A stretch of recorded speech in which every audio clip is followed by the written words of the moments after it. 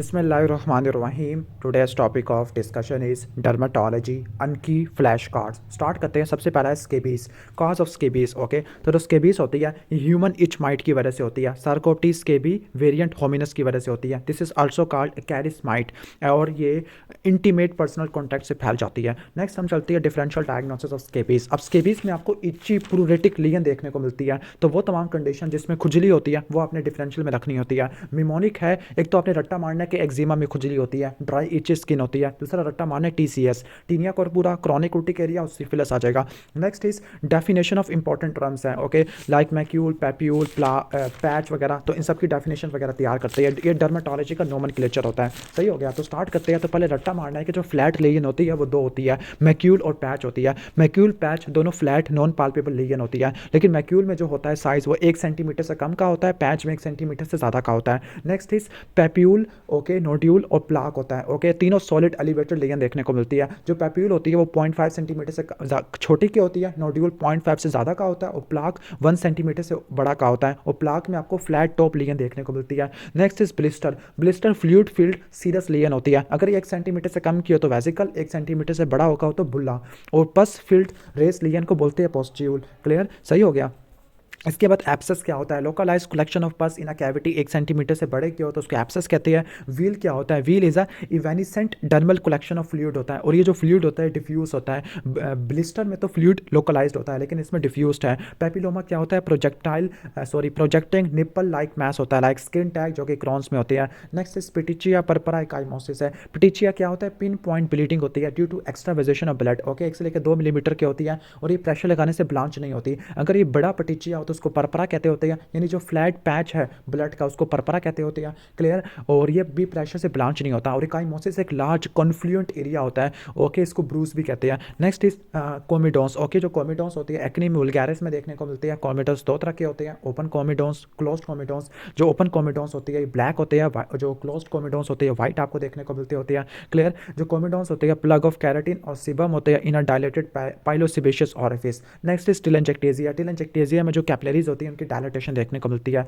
Next is scale. Scale क्या होता है? स्ट्रेटम कॉर्नियम के फ्लैग को बोलते हैं स्केल, लाइक सोरियोसिस में देखने को मिलता है। सोरियोसिस में एरिथेमाटस या साल्मन कलर्ड प्लाक होते हैं covered by silvery white scale. Crusting. Crusting क्या होती है? ब्लड या सीरस फ्लूइड की एक्सुडेशन को बोलते होते हैं। अभी हम सेकेंडरी लेजन पढ़े हैं जो कि प्राइमरी लेजन से होती है। पहले हमने पढ़ा कि स्ट्रेटम कॉर्नियम से जो निकलता है फ्लैग उसको बोलते हैं स्केल, जो कि सोरियोसिस में होता है। नेक्स्ट क्या पढ़ा? एक्सुडेट पढ़ा, जिसको क्रस्टिंग कहते हैं, और ये क्रस्टिंग आपको एम्पैटिगो में देखने को मिलती है। अल्सर क्या होता है? जहाँ पे एपिडर्मिस और डर्मिस लॉस हो जाती है। एक्सकोरिएशन क्या होता है? स्क्रैचिंग की वजह से देखने को मिलता होता है। रोयन क्या होती है? वो एरिया स्किन का जो कि डीन्यूड हो गया बाय द पार्शियल और कंप्लीट लॉस ऑफ एपिडर्मिस है। फिशर्स क्या होता है? डीप स्लिट शेप अल्सर होता है। साइनस क्या होता है? कैविटी जिसमें से पस या फ्लूइड निकलता होता है। एट्रोफी लॉस ऑफ सब्सटेंस होता है। ऑस्ट्राया पिंक वाइट आपको देखने को मिलते हैं। इसके बाद investigation of scabies. Normally history या क्लिनिकल एग्जामिनेशन पर डायग्नोस बनाना होता है। बाकी आप स्केबीज के बुर्रों को और इसकी माइट को देखोगे बाय एक्सट्रैक्टिंग विद नीडल और यूजिंग डर्मेटोस्कोप, और लास्ट में स्किन की बायोप्सी है जो कि गोल्ड स्टैंडर्ड होती है। Next is sine symptom of scabies. तो स्केबीज में बहुत ज़्यादा खुजली होती है, रात के वक्त ज़्यादा वॉर्स हो जाती है। जो ईचिंग होती है ना वो स्किन को डैमेज कर देगी, जिसकी वजह से स्कैंडर इन्फेक्शन हो जाएगा या पोस्ट स्ट्रेप्टोकोकल ग्लोमेरुलोनेफ्राइटिस हो जाएगा। इसके अलावा पैपिलो वेजिकुलर इरप्शन होती है, इची रेड पैप्यूल्स देखने को मिलते हैं। और पैप्यूल्स का मैंने बताया था कि रेस लेजन होती है, कलर्ड हो सकती है, 1 सेंटीमीटर से कम की होती है, 1 सेंटीमीटर से बड़ा का हो तो वो नोड्यूल होता है। क्लियर, और ये जो होती है ना इसके बीच की जो लेजन होती है ये सर्कल ऑफ हैब्रा के अंदर होती है। कैसे स्टार्ट होगा? पहले हैंड्स, फिर रिस्ट, फिर फोर आर्म, एक्जिला और फिर आपकी जेनिटल एरिया। इस तमाम एरिया को मिला के कहते हैं सर्कल ऑफ हैब्रा। ओके, फेस और कहने का मतलब है फेस और स्काल्प कभी भी इन्वॉल्व नहीं होता एक्सेप्ट इन इन्फेंट, यानी इन्फेंट में होता फेस और स्काल्प इन्वॉल्व हो सकता है। और सेकेंडरी एक्जीमेटाइजेशन वगैरह हो सकती होती है। क्लियर, और लीनियर या कर्वी लीनियर स्किन बुर्रोस आपको देखने को मिलते हैं। लीनियर या कर्वी लीनियर स्किन बुर्रोस होते हैं। लास्ट चीज़ है ट्रीटमेंट ऑफ स्केबीज है। तो स्केबीज के ट्रीटमेंट के अंदर आपने एक्वा सोल्यूशन ऑफ परमेथ्रिन या मेलाथियोन देना है, पूरी बॉडी पे अप्लाई करना है सिवाय हेड के, ट्वाइस देना होता है। Okay, 1 week apart. क्लियर, और एंटी हिस्टामिन देनी है अगर खुजली हो रही है। कॉन्टैक्ट डर्मेटाइटिस है तो आपने स्टेरॉइड देने होते हैं। ओके, अगर नॉर्वेजियन स्केबीज होता है तो आपने आइवर मैक्टिन देना होता है। ऑलमोस्ट स्केबीज के पॉइंट हो गया। ओके, इसके बाद हम नेक्स्ट आगे आ जाते हैं। Next flash card is acne vulgaris. Okay, acne के 3 ही फ्लैश कार्ड है। तो पहला पढ़ लेते हैं एक्नी वुल्गारिस। ओके, तो एक्नी वुल्गारिस में आपको कोमेटोन्स देखने को मिलते हैं। कोमेटोन्स क्या होते हैं? ब्लॉक्ड पोर होते हैं, ओपन या क्लोज्ड कोमेटोन्स होते हैं। एक्नी वुल्गारिस क्या होता है? Chronic inflammatory condition of pilosebaceous unit होती है। ओके, जो ओपन वाली होती है ब्लैक हेड्स होती है, जो क्लोज कोमेटोन्स होते हैं वो वाइट हेड होते हैं। और सिबोरिया देखने को मिलता है। सिबोरिया में ड्राई वाइट फ्लेकी स्किन देखने को मिलती है। जो मोस्ट सीवियर मैनिफेस्टेशन है उसमें आपको पैप्यूल देखने को मिलेगा। पैप्यूल का मैंने बताया था कि 1 सेंटीमीटर से कम का होता है। पोस्ट्यूल पस भरी भी होगी। ओके, इसके अलावा नोड्यूल्स हो गए जो कि 1 सेंटीमीटर से बड़े के होते हैं। और सिस्ट देखने को मिलता होता है। जो सिस्ट है वो स्कारिंग करवा सकती होती है। पैथोजेनेसिस के अंदर सीबम की प्रोडक्शन का ज़्यादा होना। नंबर 2 प्रोपियानोबैक्टीरियम एक्नीस का इन्फेक्शन होना। नंबर 3 पाइलोसेबेशियस यूनिट का ओक्लूजन होना। इसकी वजह से एक्नी वुल्गारिस देखने को मिलती है। What are the signs symptoms of acne vulgaris? जो एक्नी वुल्गारिस होती है मेनली फेस पे होती है। इसके अलावा ट्रंक पे हो सकती है, नेक पे हो सकती है, चेस्ट पे हो सकती है, बैक पे हो सकती है, शोल्डर्स पे हो सकती है, बटक्स पे देखने को मिल सकती है। पोस्ट प्यूबर्टल होती है, 12 से लेकर 20 साल वालों को इन्वॉल्व करती है। मेल्स में होती है। ब्लैक हेड्स मेनली फेस पे होते हैं और आपको फैमिली हिस्ट्री भी देखने को मिलती है। क्लियर? डायग्नोसिस मेनली क्लिनिकल होता है।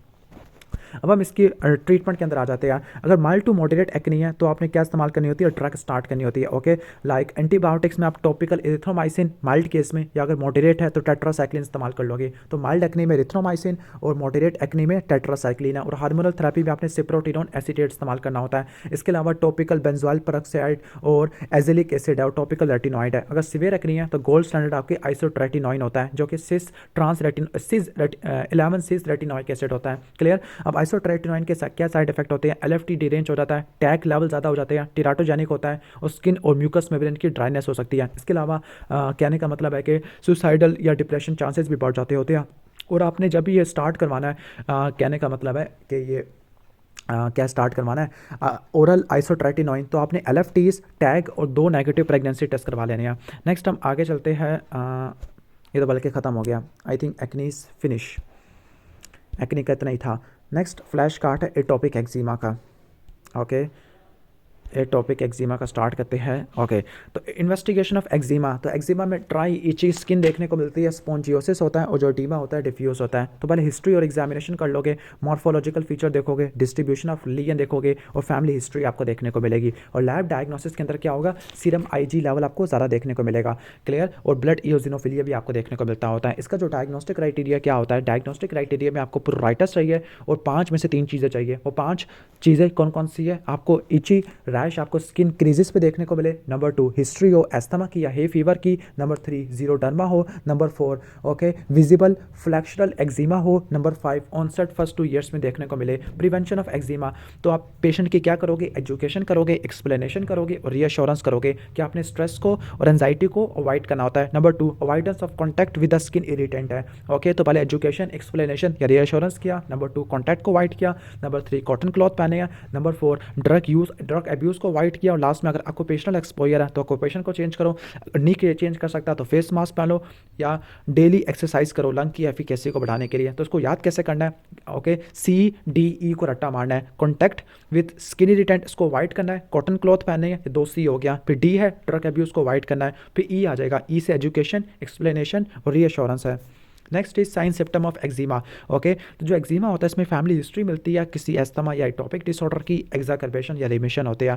ओके, अब इसके 2 फेज होते हैं, एक्यूट या क्रॉनिक। क्रॉनिक में लाइकेनिफिकेशन होती है। लाइकेनिफिकेशन में क्या होता है कि क्रॉनिक रबिंग की वजह से स्किन ड्राई हो जाती है, लिदरी हो जाती है, थिक हो जाती है और हाइपर पिगमेंटेड हो जाती है विद एग्जैजरेटेड स्किन लाइंस है। जबकि एक्यूट फेस में आपको सीवियर इची ओके यानी इचीनेस देखने को मिलती है। ओके, रेडनेस यानी इरिथीमा देखने को मिलता है, पैप्यूल्स है, वेजिकल है, स्केल्स या क्रस्टेड आपको देखने को मिल सकते होते हैं। अब distribution of eczema in the body. Okay, ठीक हो गया। इन्फेंट में और अडल्ट में कहाँ इन्वॉल्व करते हैं? फेस और ट्रंक को इन्वॉल्व करते हैं इन्फेंट्स में और अडल्ट में। जबकि बच्चों में कहाँ इन्वॉल्व करते हैं? लिम्स फ्लैक्चर्स। ओके, अब लिम्ब फ्लैक्चर कौन कौन से होते हैं? ओके, अपर लिम्ब में आपको पता है एंटीक्यूबिटल फोसा और लोअर लिम्ब में क्या होता है? Popliteal fossa. इसके अलावा रिस्ट और एंकल को भी इन्वॉल्व कर सकते हैं। ओके, लाइक डायग्राम में देखो, रिस्ट, एंकल और आपके कौन से होते हैं?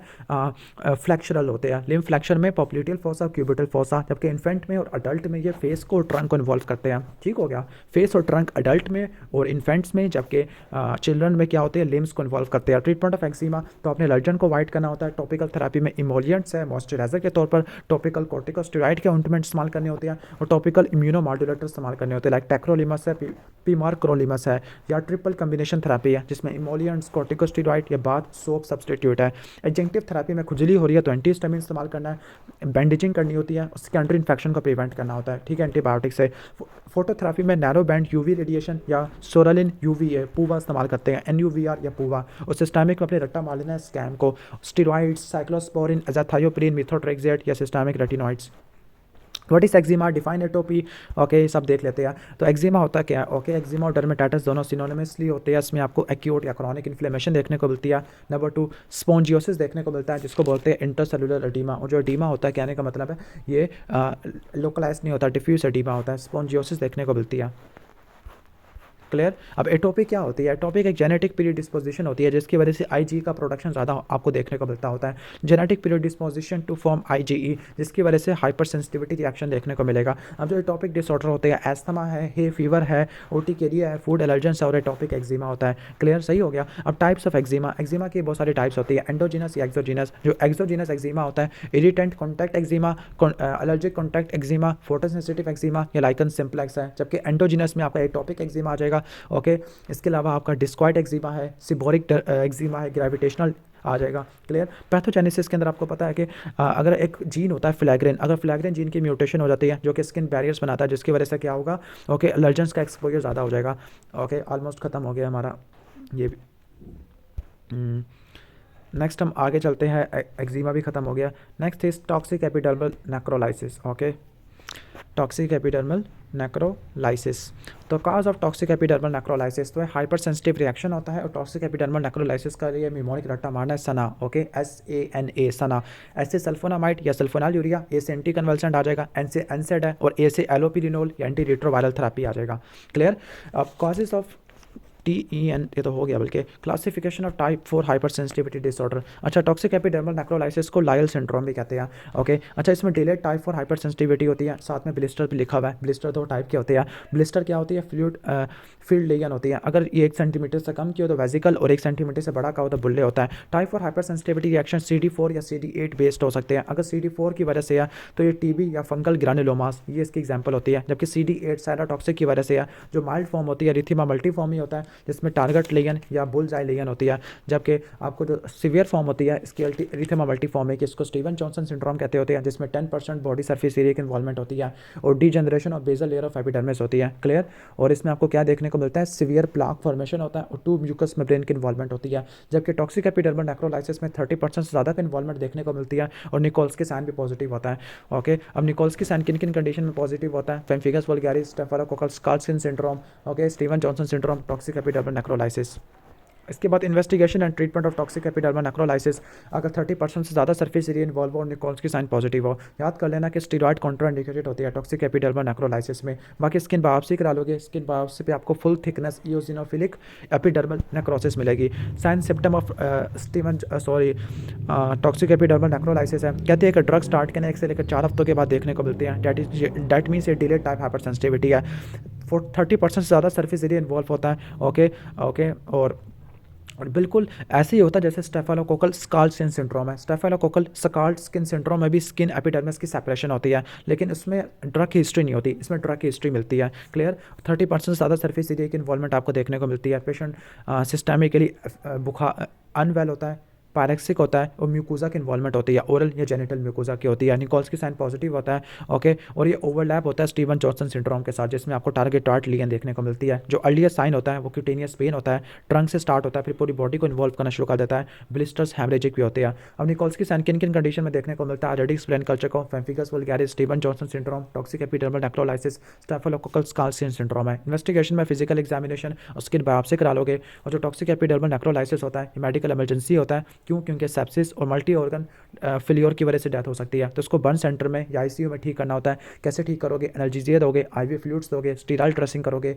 ओके। और कहने का मतलब है कि और क्या करते हैं इसमें, IVIG दोगे, स्टीरॉयड देने होते हैं। और इसकी सिवियरिटी को चेक करने के लिए स्कोर यूज़ करोगे, स्कॉटन स्कोर। स्कॉटन स्कोर में cancer, surface area, age, blood urine nitrogen, bicarbonate, beats per minute और शुगर आ जाती है, ये भी हो जाएगा हमारा। Next is dermatitis herpetiformis. Okay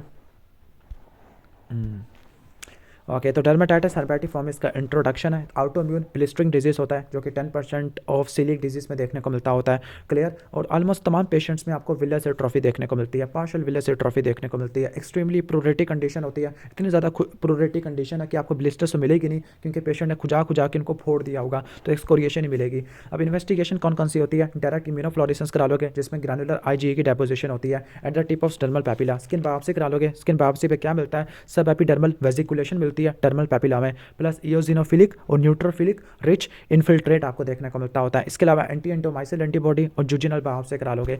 next is sine symptoms of, कहने का मतलब है डर्मेटाइटिस हर्पेटिफॉर्मिस सिमेट्रिकल होती है, डैट मीन्स दोनों लिम्स को इन्वॉल्व करेगी। पैपिलोवेसिकुलर इरप्शन होती है एक्सटेंसर सर्विस पर। ओके एक्सटेंसर सर्विस एल्बो और नी को रट्टा मार लेना। इसके अलावा बटक्स और बैक पे भी होती है, स्काल्प पे भी होती है और ग्लूटीन की सेंसिटिविटी होती है।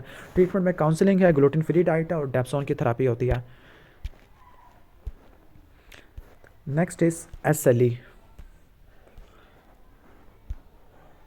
Okay next is SLE। अब SLE में क्या इन्वेस्टिगेशन करा लोगे? SLE में क्राइटेरिया इस्तेमाल करते हैं, ARA क्राइटेरिया होता है। क्लियर, ठीक है। ARA क्राइटेरिया में अगर आपको 4 से ज़्यादा फीचर्स मिलने चाहिए, ठीक है। अब र्यूमेटोलॉजी में क्राइटेरिया होता है, ओके, मेनली ल्यूकोपीनिया 4 से कम होना चाहिए, प्रोटीन यूरिया 0.5 से ज़्यादा की होनी चाहिए, ANA पॉजिटिव होना चाहिए, और क्यूटेनियस ल्यूपस को डायग्नोस करने के लिए हिस्टोपैथोलॉजी और इम्यूनोफ्लोरेसेंस करानी होती है। What are the sign symptom of SLE? तो SLE में आपको photosensitivity, malar rash, discoid rash, alopecia ये आपको देखने को मिलता होता है। ओके बटरफ्लाई रैश होता है। नेक्स्ट है ट्रीटमेंट ऑफ क्यूटेनियस फीचर। तो उसके लिए आपने टॉपिकल ग्लूकोकॉर्टिकॉइड है, टॉपिकल इम्यूनोसप्रेंट्स है लाइक टेक्रोलिमस है, पिमोरक्रोलिमस है, एंटीमेरियल ड्रग लाइक हाइड्रोक्सीक्लोरोक्विन है, और आपने सन एक्सपोजर को मिनिमाइज करना होता है। अगर रेजिस्टेंस आ गई है तो आपने रेजिस्टेंट केसेस में क्या इस्तेमाल करना है? सिस्टेमिक इम्यूनोसप्रेसेंट्स है लाइक एज़ाथायोप्रिन है, माइकोफिनोलेट है, मिथोट्रेक्सेट है, या low dose UVA phototherapy. Next इस टाइप ऑफ ल्यूपस एरिथ्रोमाटोसिस 2 तरह का होता है जो क्यूटेनियस ल्यूपस होता है। क्लियर, सही है। अच्छा okay another type is drug induce lupus है जिसका ट्रीटमेंट जो कि हाइड्रोलेजिन, आइसोनियाजाइड, प्रोकेनामाइड, एलोपिरिनोल या थायजाइड की वजह से होती है। जो क्यूटेनियस लूपस होता है, ओके, यानी SLE दो तरह का SLE, एक सिंपल SLE या दूसरा क्यूटेनियस है। जो क्यूटेनियस वाला होता है 2 तरह का होता है, डिस्क्वाइट और सब एक्यूट। जो डिस्क्वाइट होता है इसको DLE कहते हैं, और जो सब एक्यूट क्यूटेनियस लूपस है इसको SCLE कहते हैं। अब जो डिस्क्वाइट है इसमें स्केली रेड प्लाक होते हैं, स्केली रेड प्लाक होते हैं और फोलिकुलर प्लगिंग होती है, सन एक्सपोज्ड एरिया में देखने को मिलती है, जो कि स्कारिंग से और पिगमेंटरी चेंज से ठीक हो जाती है। तो इसमें क्या मिलेगी आपको? स्केली रेड प्लाक होगा और फोलिकुलर प्लगिंग देखने को मिलती है सन एक्सपोज्ड एरिया में। जबकि एक्सटेंसिव क्यूटेनियस इन्वॉल्वमेंट हो, ओके, जिसमें एनुलर पॉलीसाइक्लिक या पेपिलोस्क्वेमस इरप्शन हो, तो वो होती है सब एक्यूट में। ओके दोबारा बता दूं, जो आपकी डिफ्यूज़ में क्या होती है, इसमें आपको फोलिकुलर प्लगिंग होती है, स्केली रेड प्लाक होता है। जबकि सब एक्यूट में क्या होता है? ओके पॉलीसाइक्लिक या पेपिलोस्क्वेमस इरप्शन आपको देखने को मिलती होती है। ठीक है, जो आपका DLE है ये स्कारिंग एलोपेशिया करवा सकता होता है। क्लियर, ऑलमोस्ट ये हो जाएगा। बाकी यहाँ पे डिफाइन कर रहे हैं कि प्लाक क्या होता है। प्लाक ऑलरेडी एक्सप्लेन कर चुका कि 1 सेंटीमीटर से बड़ा का होता है, और स्केल क्या होता है? Flake rising from stratum corneum. Almost ये भी खत्म हो गया SLE वाला topic. Next is erythema nodosum. Okay,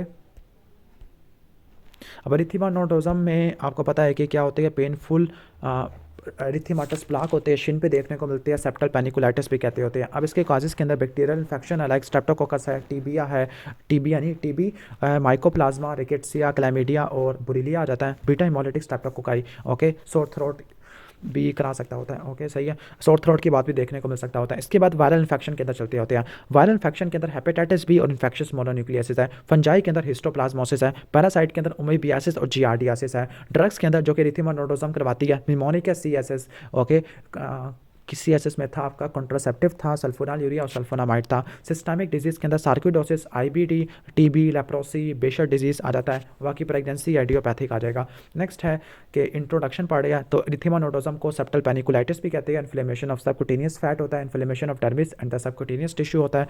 clear, पैनिकुलाइटिस होता है और ये खुद ब खुद ठीक हो जाता है usually with in the month. Clear, अगर नहीं ठीक होता तो आपने क्या इस्तेमाल करना है? ओके, आपने डेप्सोन, कोल्चिसिन और प्रेडिनिसोलोन इस्तेमाल करना होता है। इन्वेस्टिगेशन में आपने मेनली क्लिनिकल होता है, डायग्नोसिस की ज़रूरत नहीं होती, ESR CRP करा लोगे। ओके, साइन सिम्टम में क्या होता है?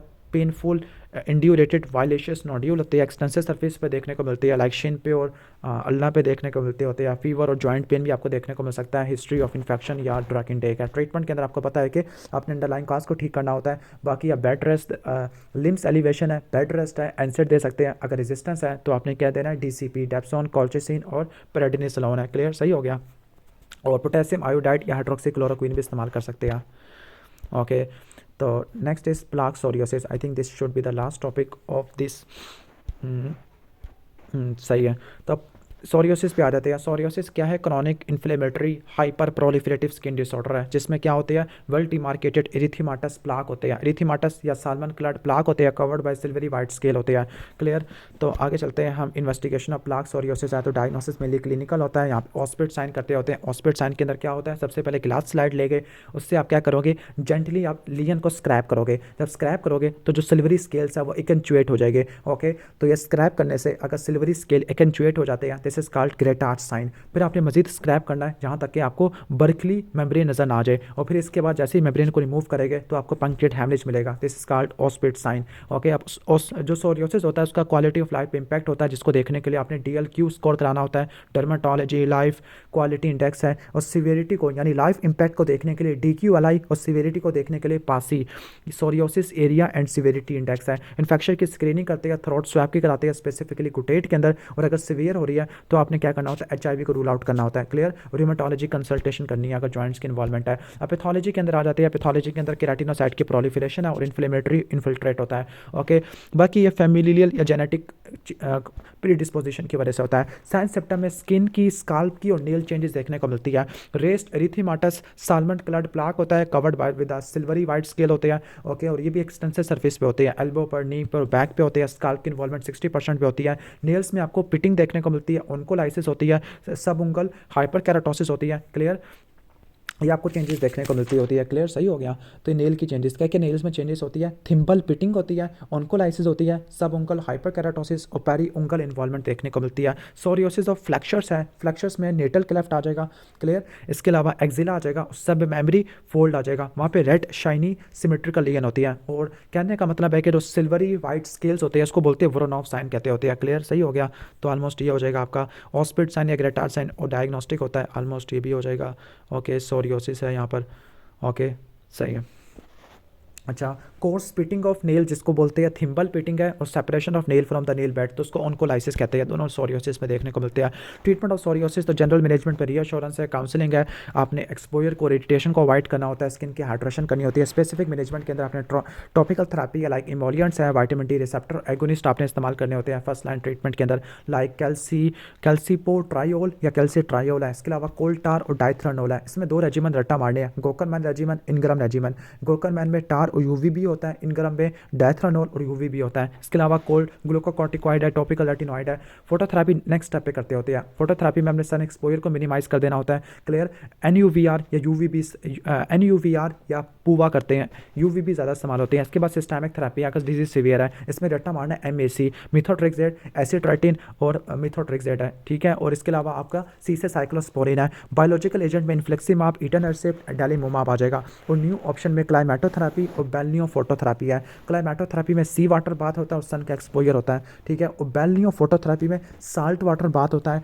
ओके, और आर्टिफिशियल UV लाइट एक्सपोजर होता है। इसके बाद ट्रिगरिंग या एक्सारबेटिंग फैक्टर, कुछ ड्रग्स होती है। अब ड्रग में रट्टा मारना है, निमोनिक है, बैंड। ओके ओके, या बैंड या बंदा, BA, लेकिन D तो वैसे कुछ है नहीं। ओके, बैन से रट्टा मार लो, बैन। B से बीटा ब्लॉकर, A से अल्कोहल, N से NSAID है। इन्फेक्शन में स्ट्रेप्टोकोकल सोर थ्रोट आ जाएगा, HIV आ जाएगा। क्लियर, और स्ट्रेस एंजाइटी आ जाएगा। टाइप्स ऑफ सोरियोसिस है तो जो सोरियोसिस मोस्ट कॉमन होती है प्लाक सोरियोसिस है, उसको बोलते हैं सोरियोसिस वुल्गैरिस। गुटाटा सोरियोसिस होती है, चिल्ड्रन में देखने को मिलती है। ट्रीटमेंट फोटोथेरेपी होता है, सोर थ्रोट के बाद होती है। इरिथ्रोडर्मिक सोरियोसिस होती है, मेडिकल इमरजेंसी होती है। ओके ओके, और ये एक्यूट स्किन फ्लियर करवा देती है। ठीक हो गया।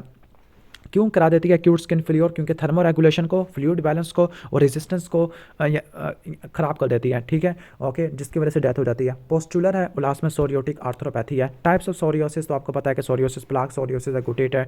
ओके, तो ऑलमोस्ट ये डिस्कस हो गया है अच्छे से। ओके, लास्ट है मिसलेनियस फॉर MCQs है। ओके, इसमें हमारे कितने डेक्स आते हैं? 9 कार्ड्स है। ओके, तो फर्स्ट इज अकेंथोसिस नाइग्रिकन। अकेंथोसिस नाइग्रिकन में वेलवेटी थिकनिंग आपको देखने को मिलती है और पिगमेंटेशन देखने को मिलती है। ये आपको फ्लेक्चर्स को इन्वॉल्व करती है, लाइक एक्जिला को इन्वॉल्व करती है, ग्रॉइन को इन्वॉल्व करती है, एंड जेनिटल एरिया को इन्वॉल्व करती है। कॉजेज के अंदर बिनाइन कॉजेज में ओबेसिटी, डायबिटीज, पिट्यूटरी ट्यूमर और पाइनियल ग्लैंड की ट्यूमर है। मैलिग्नेंट में स्टोमक एडिनोकार्सिनोमा होता है, और अगर मैलिग्नेंसी की वजह से है तो आपको प्रोराइटिस देखने को मिलती होती है। क्लियर। इसके बाद नेक्स्ट हम चलते हैं बुल्लस पेम्फिगॉइड और पेम्फिगस वुल्गारिस होता है, ये भी एमसीक्यूज के लिए इंपॉर्टेंट होता है। ओके, तो पहले हम स्टार्ट करते हैं पेम्फिगस वुल्गारिस है। Pemphigus vulgaris autoimmune blistering condition नहीं, पहले उसने बुल्लस को एक्सप्लेन किया हुआ है। बुल्लस क्या होती है? ऑटोइम्यून ब्लिस्टरिंग कंडीशन होती है, एज 60 ईयर से ऊपर में देखने को मिलती है। ट्रंक और लिम्ब के फ्लैक्चर्स को इन्वॉल्व करती है। ओके, ब्लिस्टर्स इसमें टेंस होते हैं। क्लियर, सही हो गया। तो ये बुल्लस पेम्फिगॉइड के बारे में बता रहा है। समटाइम्स इन्वॉल्व करती है म्यूकस मेम्ब्रेन को, सिस्टमिक स्टेरॉइड्स और एजाथायोपिरिन ट्रीटमेंट होता है। तो ये ऑटोइम्यून होती है, बेसमेंट मेम्ब्रेन को इन्वॉल्व करती है, म्यूकस मेम्ब्रेन की इन्वॉल्वमेंट नहीं होती, 60 से ऊपर देखने को मिलती है, मोर्टेलिटी रेट कम होता है, हेमिडेस्मोसोम को इन्वॉल्व करती है, BPAJ2 एंटीबॉडीज होती है, लार्ज टेंस बुल्ले होते हैं, ईची बुल्ला होते हैं। क्लियर, बुल्ला काफ़ी ज़्यादा टेंस होते हैं, जब भी फटते नहीं है। लीनियर इम्यूनोफ्लोरेसेंस का पैटर्न होता है, इओसिनोफिल्स डर्मिस में आ जाते हैं। ट्रीटमेंट पे हाइड्रोस प्रेडिनिसोलोन और एज़ेथियोप्रीन है। पेम्फिगस वुल्गारिस क्या होता है? पेम्फिगस वुल्गारिस भी ऑटोइम्यून ब्लिस्टरिंग कंडीशन है, इंट्राएपिडर्मल होता है, म्यूकोजल इन्वॉल्वमेंट होती है, 20 लेकर 60 ईयर्स में देखने को मिलता है, मोर्टेलिटी रेट ज़्यादा होता है। क्लियर, डेस्मोक्लिन 3 एंटीबॉडी देखने को मिलती है, फ्लैशेड ब्लिस्टर होते हैं, ब्लिस्टर इची नहीं होते, रैपिडली डीन्यूट हो जाते हैं, एथीमाटस वीपिंग इरोयन देखने को मिलती है। डायरेक्ट इम्यूनोफ्लोरेसेंस में आपको क्या देखने को मिलता है? फिश नेट या टॉम्स्टन अपीयरेंस देखने को मिलती है, जिसको चिकन वायर अपीयरेंस कहते होते हैं। ट्रीटमेंट में क्या होता है? रिटॉक्सिमाब और IVIG आ जाएगा। इसके बाद इरिथेमा मल्टीफॉर्मी है।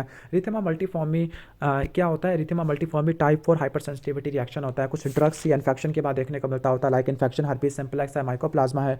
ड्रग्स में अपने रट्टा मार लेना है, बारबिचुरेट, एंटीमिलेरियल, पेनिसिलिन, सल्फोनामाइड्स आ जाती है। बाकी मिमोनिक मैंने सना भी बताया था, sulphonamide, sulphonylurea, anticonvulsant, NSAID, allopurinol, antiretroviral drugs हैं। क्लियर, सही है। उसको ठीक करने के लिए IVIG देते हैं।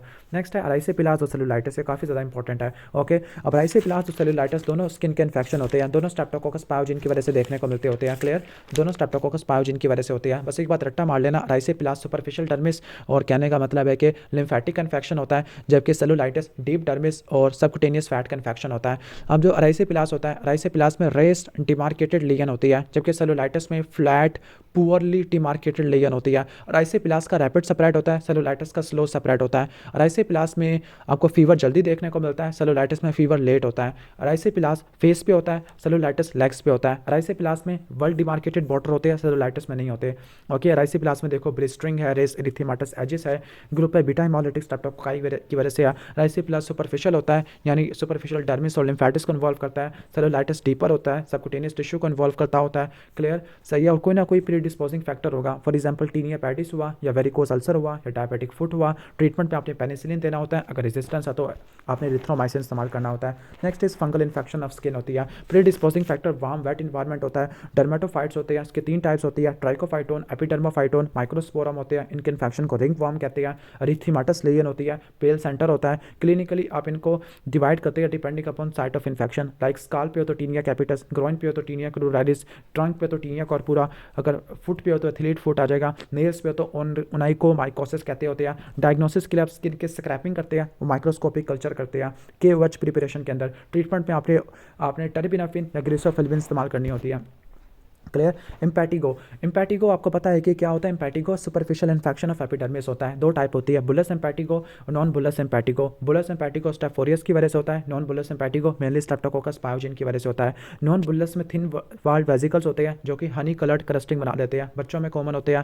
और जो नफ्रीटोजेनिक स्ट्रेन होती है, पोस्ट स्ट्रेप्टोकोकल ग्लोमेरुलर नेफ्राइटिस करवा देती है। प्री डिस्पोजिंग फैक्टर में एक्जिमा या स्केबीज होता है। ओके, और ट्रीटमेंट में आपने टॉपिकल म्यूपोरेसिन है, म्यूपिरोसिन है, म्यूपिरोसिन और फ्यूसिडिक एसिड आपका आ जाता होता है। क्लियर, सही है। अगर सीवियर है तो ओरल फ्लोक्लोक्सासिलिन या एरिथ्रोमाइसिन आपने इस्तेमाल करना होता है। अब ये बहुत इंपॉर्टेंट सफ़ा है। Disease cause by streptococcus pyogenes, simple जो इन्फेक्शन होता है स्ट्रेप्टोकोकस पायोजिन का, इम्पैटिगो, अराइसेपिलास, सेलुलाइटिस, फ्रेंजाइटिस है। Exotoxin mediated necrotising fasciitis, scarlet fever, streptococcal toxic shock syndrome. Post infections के अंदर पोस्ट स्ट्रेप्टोकोकल ग्लोमेरुलर नेफ्राइटिस और रूमेटिक फीवर आ जाएगा।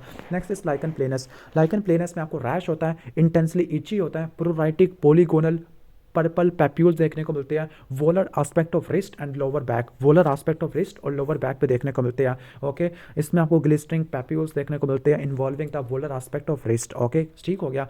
तो स्क्रैच मार्क भी आ जाते हैं जिसको बोलते हैं Koebner phenomena. Clear, Koebner phenomena. अब कोबनर फिनोमिना आपको किन किन कंडीशन में देखने को मिलता होता है, एक बार रट्टा मार लेना कोबनर फिनोमिना को। ओके, निमोनिक है वीपीएल, ओके, विटिलिगो सोरियोसिस और लाइकन प्लेनस, निमोनिक है वीपीएल, विटिलिगो सोरियोसिस और लाइकन प्लेनस, इसमें कोबनर फिनोमिना होता है, यानी जहाँ पे ट्रॉमा होता है वहाँ पे पैप्यूल बनना शुरू हो जाते हैं।